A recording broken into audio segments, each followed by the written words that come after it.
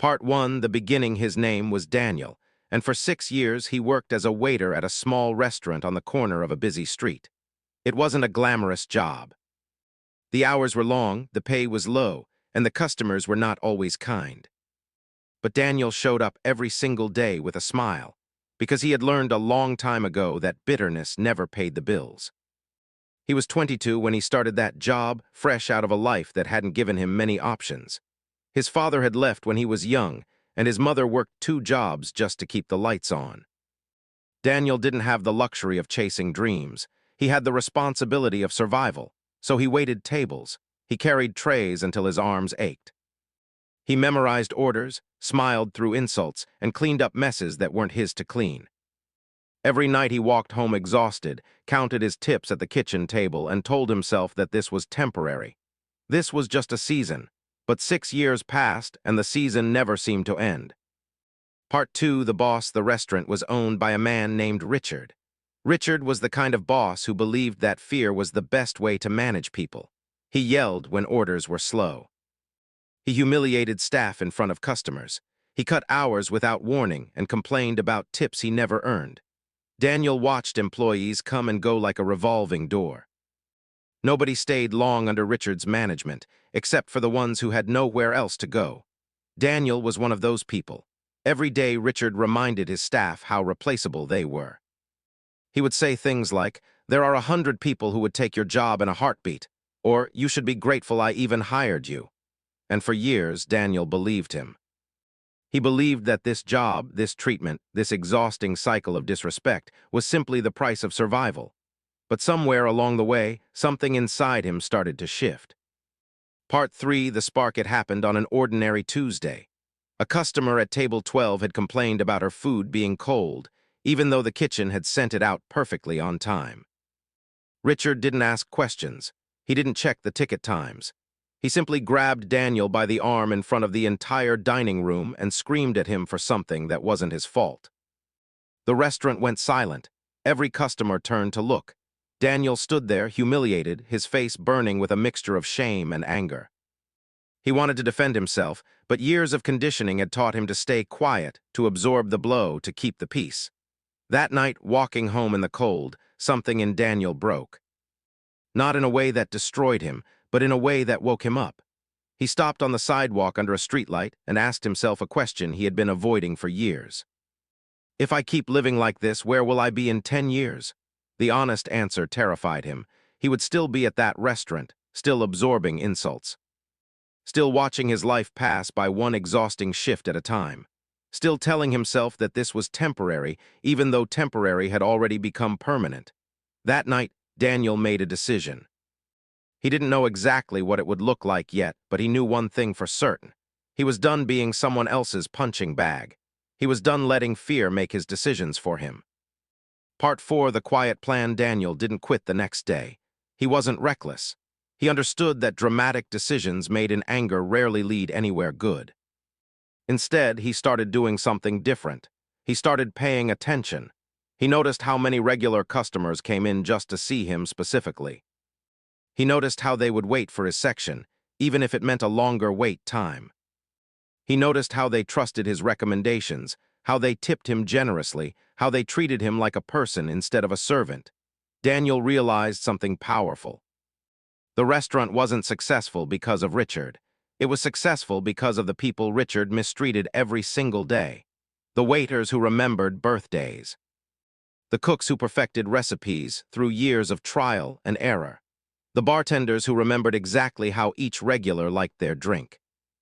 Richard had built a business on the backs of people he refused to respect. So Daniel started saving money. He picked up extra shifts, cut unnecessary expenses, and began learning everything he could about running a restaurant. He talked to suppliers during slow hours. He studied how the kitchen sourced its ingredients. He learned the numbers behind food costs and profit margins. He wasn't just serving food anymore. He was studying an entire industry from the inside out.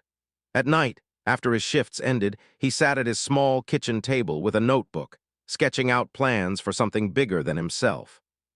A place where people would be treated with dignity. A place where hard work would be rewarded instead of exploited. It took him 3 years. Part 5, the turning point. During those 3 years, life did not make things easy for Daniel.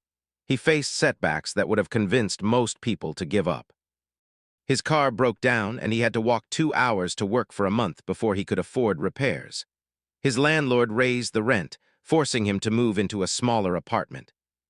There were nights he skipped meals just to save a few extra dollars toward his goal. But every time he wanted to quit, he remembered that night under the streetlight. He remembered the question he had asked himself. He remembered the answer that had terrified him into action. Slowly, painfully, he built his savings. He found a small, rundown space 2 blocks away from Richard's restaurant. The rent was cheap because nobody wanted it. The walls needed paint. The floors needed repair. But Daniel saw potential where others saw a problem. He spent every free hour renovating that space with his own 2 hands. He learned how to fix plumbing from online videos.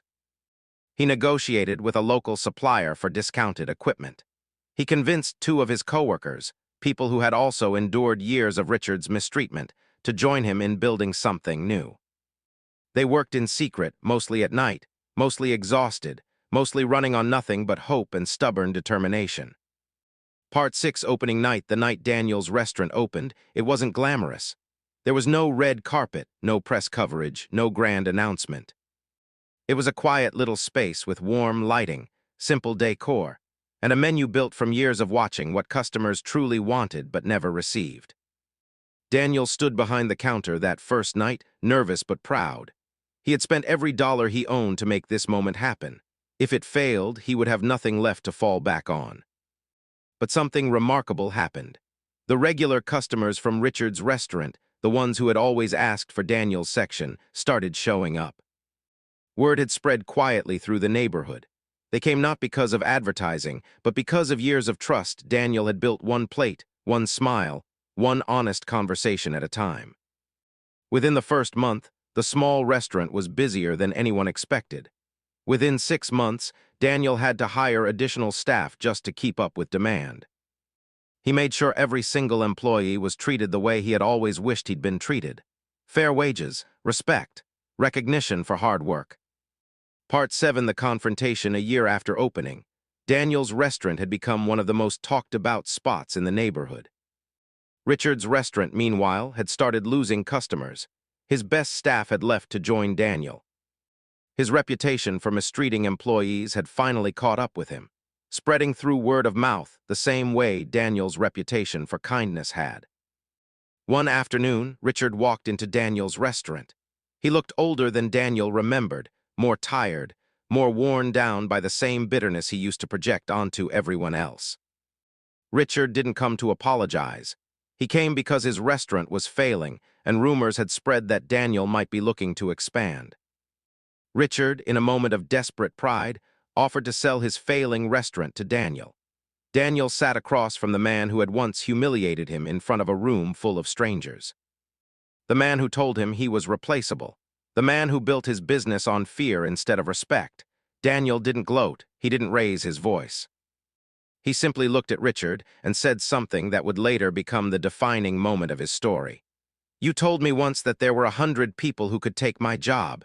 You were wrong. There was only one person who could build what I built, and that was me. I'm not interested in buying your restaurant, Richard, but I am interested in something else." Richard asked what that was. Daniel said, "I'm interested in showing you that the people you disrespected for years were the reason your business survived as long as it did." Then Daniel offered Richard something nobody expected. A job. Not as an owner, not as a manager, but as a regular employee in his own restaurant, learning firsthand what it felt like to be treated with the same respect he had once denied to others. It wasn't revenge, it was a lesson. And in some strange, twisted way, it was Daniel's version of firing his old boss, not through cruelty, but through outperforming him so completely that the old system Richard represented simply collapsed under its own weight. Part 8, the lesson. Daniel's restaurant continued to grow over the following years. He eventually opened a second location, then a third. He never forgot where he came from.